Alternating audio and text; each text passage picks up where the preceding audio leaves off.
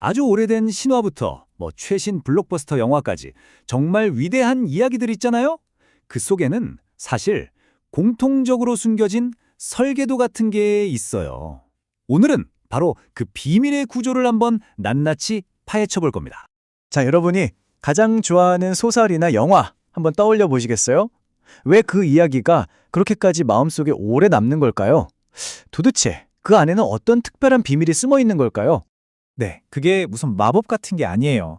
이야기는요, 사실 배울 수 있고 또 분석할 수 있는 하나의 기술, 다시 말해 명확한 구조하고 설계도를 가지고 있다는 거죠. 자, 이 설계도를 우리 같이 한번 해독해 보죠. 우선 간단한 동화 한 편으로 시작해서요. 이야기의 기본 구조, 또 주인공의 여정, 등장인물의 역할, 그리고 그 속에 숨겨진 갈등까지 차근차근 파헤쳐 볼 거예요. 이걸 다 보고 나면 여러분만의 멋진 이야기 분석 도구함이 생길 겁니다. 자, 첫 번째 섹션입니다. 이런 추상적인 개념들을 좀 더 쉽게 이해하려면 실제 예시가 필요하겠죠? 그래서 우리한테 아주 익숙한 동화, 바로 어부와 물고기를 가지고 한번 분석해 보겠습니다. 이야기는 다들 아시다시피 이렇게 시작되죠. 가난한 어부랑 아내가 아주 초라한 오두막에 살고 있었어요. 그런데 어느 날 어부가 마법 물고기를 딱 잡게 된 거죠. 물고기가 살려만 주면 어떤 소원이든 들어주겠다 막 애원을 하니까 마음씨 착한 우리 어부는 그냥 쿨하게 물고기를 놓아줍니다. 근데 아내가 이 얘기를 듣더니 난리가 난 겁니다. 당장 돌아가서 하다못해 쇳빨래통이라도 받아오라고 남편을 막 닥달해요.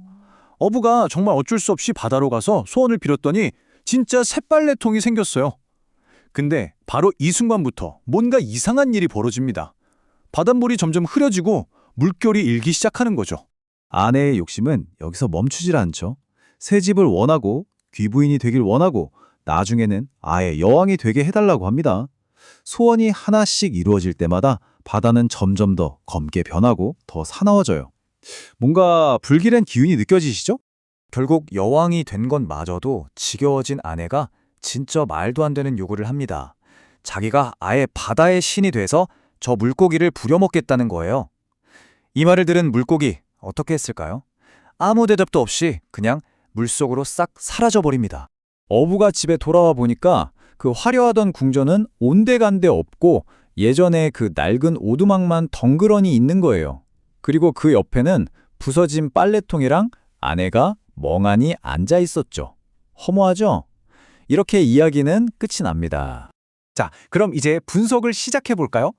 방금 우리가 본 이 간단한 동화에도요, 사실은 아주 명확한 구조가 숨어 있습니다. 거의 모든 이야기에 적용할 수 있는 가장 기본적인 설계도인데 바로 4가지 기본 구성 요소를 살펴보겠습니다. 모든 이야기는요, 보통 이 4단계로 이루어진다고 보면 돼요. 먼저 배경이랑 인물을 소개하는 발단이 있고요. 그 다음엔 사건이 점점 꼬이고 갈등이 깊어지는 전개가 있죠. 그리고 이야기의 흐름을 완전히 뒤집어 놓는 절정, 마지막으로 모든 게 마무리되는 결말입니다. 간단하죠? 자, 그럼 이 구조를 어부와 물고기 이야기에 한번 그대로 대입해 볼까요? 보시면 정말 신기하게도 정확히 딱 들어맞아요. 어부가 물고기를 만나는 게 발단, 아내의 욕심이 점점 커지는 과정이 전개, 그리고 바다의 신이 되겠다고 했을 때 물고기가 사라지는 그 순간이 바로 절정, 마지막으로 모든 걸 잃고 오두막으로 돌아오는 게 결말이 되는 거죠. 어때요? 이렇게 간단한 틀만으로도 이야기의 뼈대가 한눈에 보이지 않나요? 좋아요. 이제 이야기의 뼈대를 봤으니까 이번엔 주인공의 내면으로 한 번 더 깊이 들어가 보죠. 전 세계의 수많은 신화나 이야기에서 정말 신기할 정도로 공통적으로 발견되는 주인공의 변화 패턴이라는 게 있거든요. 인류학자 아놀드 반 게넵이라는 사람이 이걸 통과이래라는 개념으로 설명했어요. 이게 뭐냐면 주인공이 원래 자기가 살던 세계에서 분리되고 어떤 낯선 세계에서 시련을 겪는 과도기를 거친 다음에 완전히 다른 모습으로 변화해서 원래 세계로 재통합되는 이런 3단계 구조를 거친다는 거예요. 자, 이 표를 한번 보세요. 이게 정말 재미있는 부분인데요. 방금 말씀드린 좀 학문적인 느낌의 통과일의 모델이 사실 우리가 영화 같은 데서 많이 들어본 조지프 캠벨의 영웅의 여정과 거의 똑같은 구조라는 겁니다. 익숙한 세계를 떠나서 시련을 겪고 결국 변화해서 돌아온다. 이 핵심적인 흐름이 완전히 똑같죠? 이건 뭘 의미할까요? 바로 인간의 성장 이야기가 전 세계적으로 얼마나 보편적인지를 보여주는 강력한 증거인 셈입니다. 자, 다음 도구는 바로 등장인물에 대한 겁니다. 우리가 보통 이야기 속 캐릭터를 생각하면 그냥 뭐 성격 좋은 애, 나쁜 애 이렇게 생각하기 쉽잖아요. 근데 사실은요, 그게 다가 아닙니다. 모든 캐릭터는 서사를 앞으로 나아가게 하기 위한 아주 명확한 역할, 그러니까 직업을 가지고 있어요.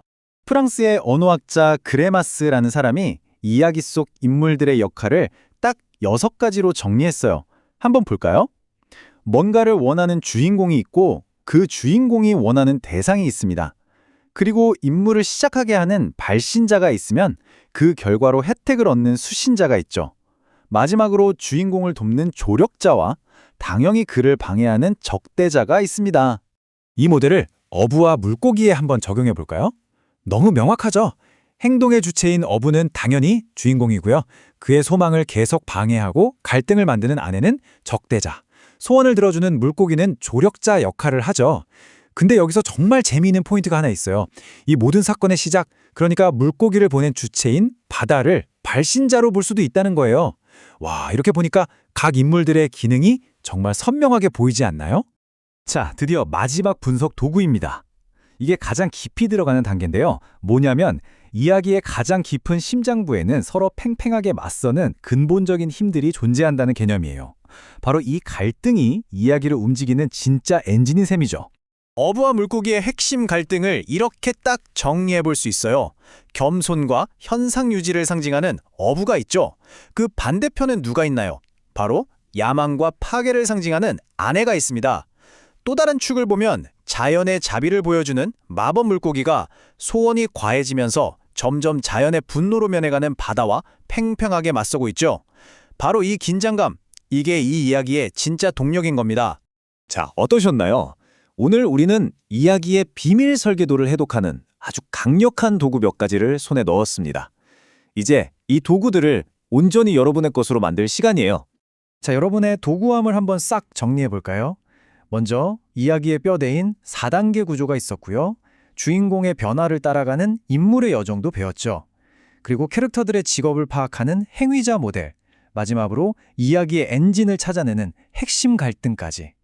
이제 이 4가지 도구만 있으면 정말 어떤 이야기를 만나던 훨씬 더 깊고 또 재미있게 분석할 수 있게 될 겁니다. 자, 이제 정말 여러분의 차례입니다.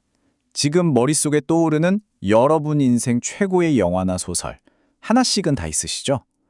거기에 오늘 배운 이 도구들을 직접 한번 적용해 보세요. 과연 그 이야기 속에 숨겨진 진짜 설계도는 어떤 모습일까요?